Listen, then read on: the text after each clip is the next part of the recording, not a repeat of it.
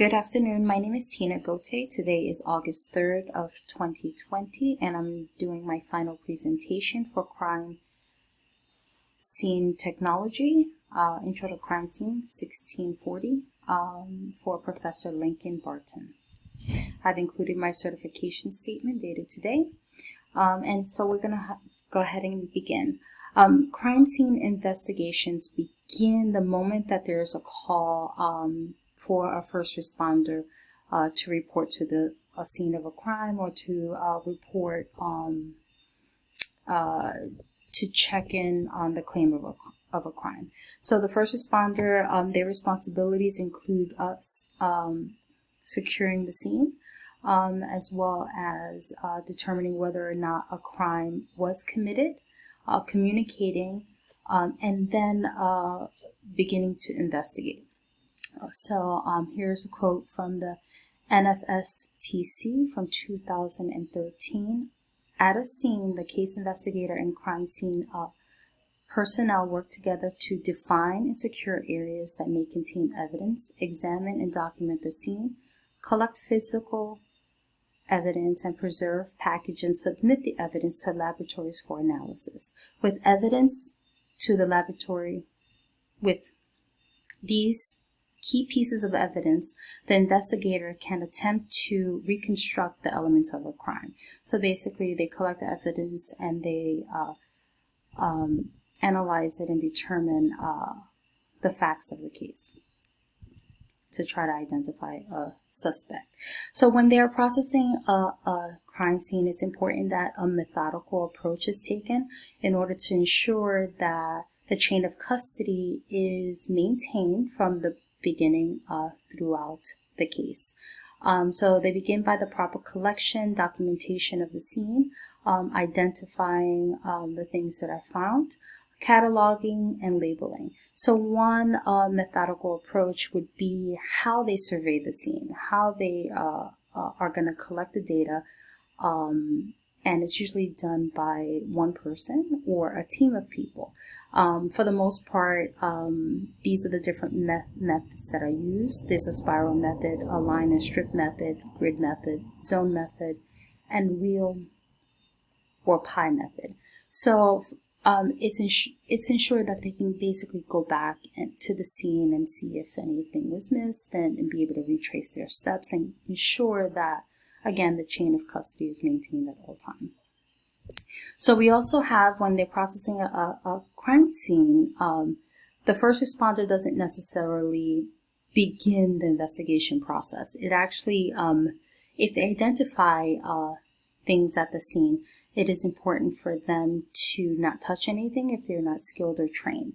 They have forensic specialists that use science-based training to identify, preserve, document, and collect the evidence so it can be analyzed, interpreted, and then providing clear, concise reports to the investigators to help them solve the crime, identify the suspect, or exonerate someone if they consider them a suspect. So forensic scientists will be able to provide the truth in their testimony as material fact is discovered in court cases.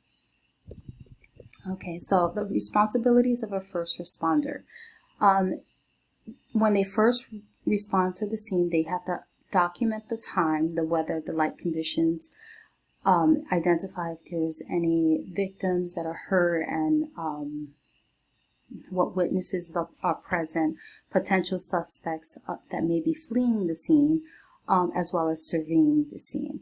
And those are all just the basic observations on approaching a crime scene. Then they have to take action. Their first priority is to preserve life. So if somebody life is threatened, they need to act and ensure that they make the call to get the necessary aid, or apply necessary first aid for somebody who's in danger. So if they happen to be in the middle of a crime, their job is to try to apprehend the suspect. If there is no suspect present, then the first objective, the secondary objective rather, is to secure the scene to avoid any contamination, in order for them to have the opportunity to preserve evidence. Then they document and they report to their supervisors their findings. So they date the time of the report, the observations that were made, the witness statements that they've collected with names, contact information, and then they turn it over to their supervisor or the specialist in charge of the investigation. So their job of a crime scene investigator, forensics, is to collect evidence. There are different types of evidence. Evidence can be physical, trace evidence, or testimonial evidence. So physical evidence are any material items present at the scene on a victim or found in possession of the suspect.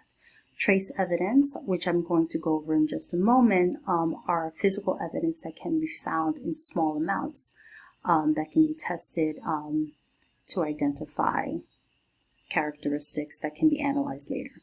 So the purpose of evidence is to prove that a crime was committed, link a suspect to a crime scene or to a victim, identify a suspect, and it can lead to the identification of specific key elements of a case. So, and with the collaboration of testimony of witnesses, they should be able to piece it all together and help to solve the crime and bring the person to justice. Trace evidence, according to the National Institute of Justice, fibers, hairs, soil, wood, gunshot residue, pollen, are only a few examples of what trace evidence are. And this is according to the National Institute of Justice, stated in 2016. Examples of trace evidence is body fluids like saliva, semen, mucus, blood. Other trace evidence is hair follicles, more familiar with fingerprinting. Also chemical residue, let's say in cases of arson or fires, things like that, that information would be important. Pieces of glass, how they broke, if the suspect entered or exited through a window or a door, so on and so forth. But basically, any trace evidence is material that can be transferred from one object to another, hopefully connecting a suspect to the crime. Forensic evidence also includes firearms identification and ballistics reporting.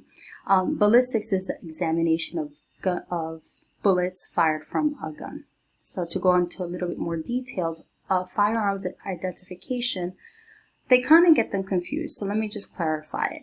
So firearms specifically, the firearms can be identified by specific things. The patterns of gunshot residue, they compared the test bullets fired from the same gun to identify or determine whether or not that gun was used in a crime. So it's identifiable characteristics or tool markings made from the cartridge from the case through the barrel of the gun, through the firearm, and it creates like land grooves on the projectiles, or rather on the bullets, that helps them match them up, kind of like fingerprinting. So like they kind of put them together. They can compare evidence found at the crime scene, and then also compare it to when they do their test shots in the lab. And if they line up, then that was the weapon that was used in the crime. So for ballistics, it's the study of the projectile. So specifically the bullet that was used from the point of origin from the gun through the trajectory and to the target. So there are different and more specific ways to identify what type of gun could have been used to do the type of damage that was inflicted. So the study of that can help identify what type of gun to look for, and then once they find the gun, they could then test the gun to see if it is a match.